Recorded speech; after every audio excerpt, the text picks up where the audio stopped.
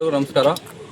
2026ನೇ ಸಾಲಿನ ಫಲಪುಷ್ಪ ಪ್ರದರ್ಶನ ಕೋಲಾರದಲ್ಲಿ ನಾವು ಜಿಲ್ಲಾ ನರ್ಸರಿಯಲ್ಲಿ ನಾವು ಆಯೋಜಿಸಿದ್ದೇವೆ.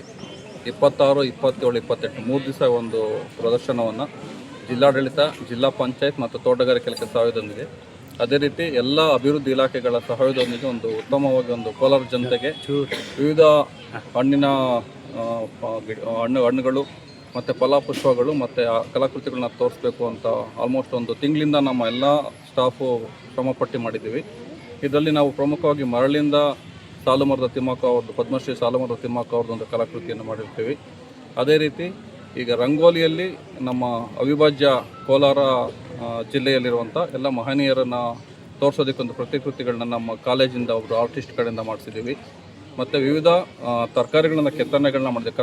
ತರಕಾರಿಗಳಲ್ಲಿ ವಿವಿಧ ಮಹನೀಯರು, ಅಗಲಿದ ಮಹನೀಯರು, ಈ ರೀತಿ ಕೆಲವನ್ನ ಕೆತ್ತನೆ ಮಾಡಿದ್ದೀವಿ.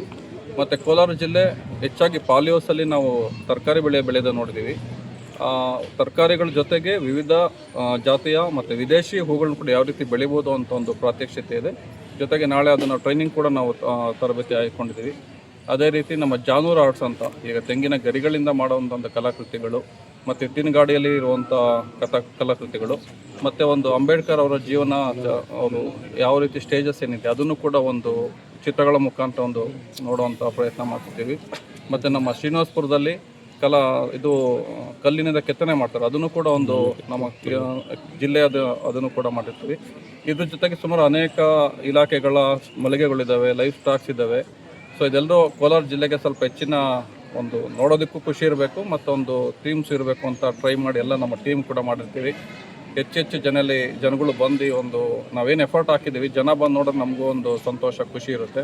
ಹಾಗಾಗಿ ಎಲ್ಲ ಜನರು ಈ ಒಂದು 3 ದಿವಸ ನಮಗೆ ಬೆಳಗ್ಗೆ 8 ಗಂಟೆಯಿಂದ ಸಂಜೆ 8-9 ಗಂಟೆವರೆಗೂ ಇರುತ್ತೆ. 3 ದಿವಸನೂ ಕೂಡ ನಾವು ತೆಗೆದಿರ್ತೀವಿ. ದಯವಿಟ್ಟು ಎಲ್ಲರೂ ಕೂಡ ಒಂದು ಫಲಪುಷ್ಪ ಪ್ರದರ್ಶನಕ್ಕೆ ಬಂದು ಇದನ್ನು ನೋಡಿ ನಮಗೆ ಉತ್ತೇಜನ ಕೊಡಬೇಕು ಅಂತ ಕೇಳ್ಕೊಳ್ತೀನಿ. ಧನ್ಯವಾದಗಳು. Thank you.